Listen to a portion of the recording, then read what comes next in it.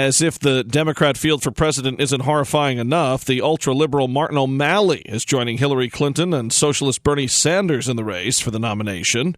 This past week, Governor Palin took to Facebook and had some words regarding the O'Malley edition. Palin writing, yet another anti-freedom politician jumps in the race today for president of the United States. As cool as he is with his rock and roll persona, this typical liberal's erroneous grasp of our Bill of Rights merely continues the strange and disastrous agenda of Barack Obama. Good to know he doesn't have much chance of winning. The Democrats have greased the skids for their chosen one, despite the media games that play the public with various competing campaigns used for gamey distractions. With today's more of the same distract sphere, with the politicians sounding exactly like all the others, don't you wonder if there are any good old-fashioned blue dog Democrats who can represent the left's party in the 2016 race. I feel kind of bad for Democrats who are as embarrassed about their party leaving them as some of us Republicans are about our own party when we hear the GOP talk a good game but dishonorably capitulate when given the majority power to stop Obama's nonsense. There's much more in this post from Palin worth reading. Be sure to check it out. To see any of the governor's posts in their entirety, visit Sarah Palin's Facebook page, follow her on Twitter at Sarah Palin USA, and visit sarahpalinchannel.com. Now, the Palin Update with Kevin Scholla presents Liberty and Legacy. Here's Tamara Colbert. I have a new hero. She is 92 years young, and as of today, she is the oldest woman to ever finish a marathon at 7 hours and 24 minutes. That's right, Harriet Thompson completed this year's rock and roll marathon in San Diego. Wow. She didn't even run her first marathon, by the way, till she was 76 years old. Hey, since then, she has completed 16 marathons, raising more than $90,000 for the Leukemia and Lymphoma Society. My hat is off. I give the biggest gold star kudos to Miss Harriet Thompson. She is amazing. Wow, kind of a little bit older version of our favorite governor, Sarah Palin. Harriet, she has battled cancer twice. She's had multiple family members die from the disease, and her passion has always been to try to find a way that she could help make a difference in cancer research. And look what she is doing. It was a crack up listening to her, because she said that being the youngest of 5 siblings and the only girl gave her the stamina, because she grew up fighting every single day with her brothers. But what I love the most is that her biggest influence was her mom. Go moms, all you moms. My best job ever is being a mom. So after the finish line, crossing the finish line today, she told reporters that she might have been just a little bit slower this year because her husband had passed away in January, and she had also been battling an infection in one of her legs. You know what? There's people that have less affliction than that, and they can barely get out of bed. They can't go to work. They feel sorry for themselves. I say, brilliant job, Harriet Thompson. You are my kind of hero. Dynamic, tough, can-do attitude, positive through all situations, and accepting life's challenges head on. All the while, she's making a difference for others while fulfilling her own purpose for her life. Man, I wish this for all Americans to be exactly like this. This is truly who we are. Over the last 2 weeks, I want to share with you that I have witnessed the most incredible and the most disgusting aspects of lobbying my state legislators. I can't believe it. Our Convention of States team in Texas has made a massive difference in grassroots activism in the state and has kicked it up to a whole new level. We had 3 rogue senators, one who broke into a tirade during the State Affairs Committee member, bad-mouthing Mark Levin and threatening our group and holding the Senate essentially hostage with a, quote, filibuster if he didn't get his way of stopping our bill.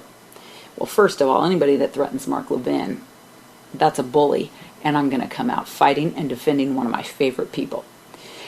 And instead of letting our bill get to the floor and have a discussion about the Constitution and constitutional principles, this so-called Republican did everything he could do to stop it, even dragging 2 other senators into the fray with him.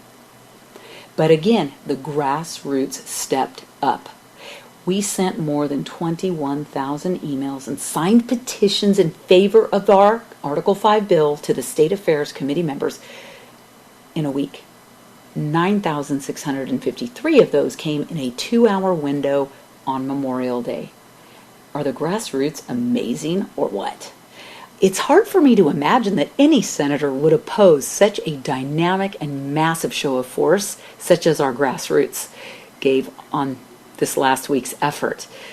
Boy, they're really going to understand what they did in 2016 when a couple of them come up for election. Because you know what? As we've all learned over the last 6 years, elections do have consequences.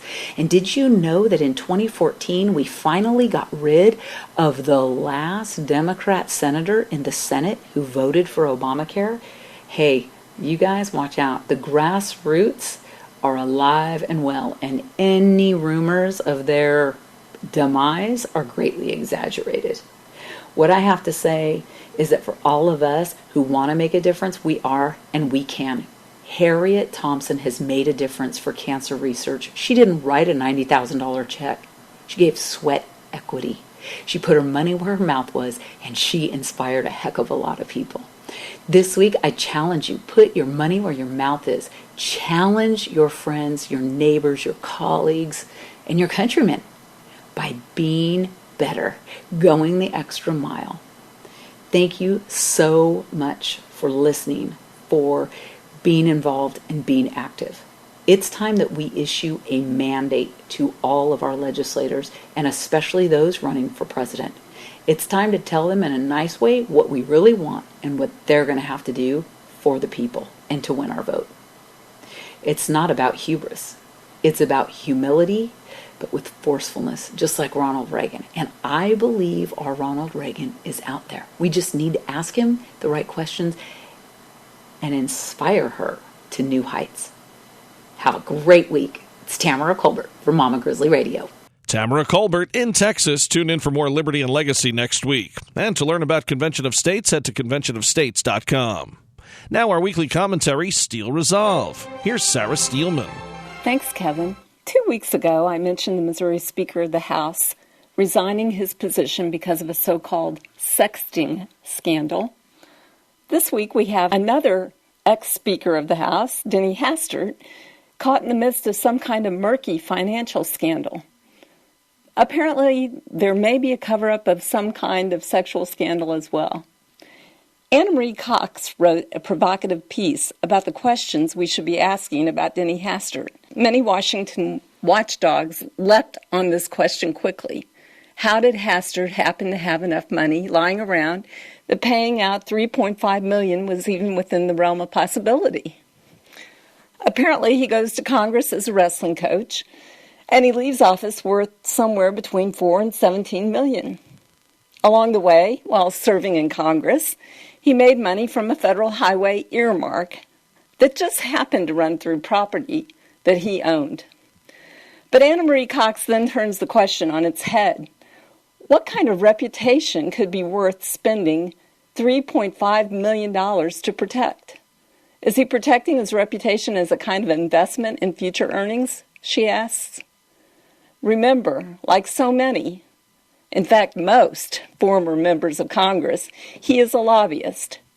That must be some reputation that he is concerned with protecting. It's time, past time, to implement a lifetime ban on lobbying for former members of Congress. This is Sarah Steelman from Mama Grizzly Radio. Tune in again next week for another segment of Steel Resolve right here on the Palin Update. The Palin Update, including Liberty and Legacy and Steel Resolve, is on demand and available for download. So just head to mamagrizzlyradio.com, pick the show you want to hear, and you can listen anywhere, anytime.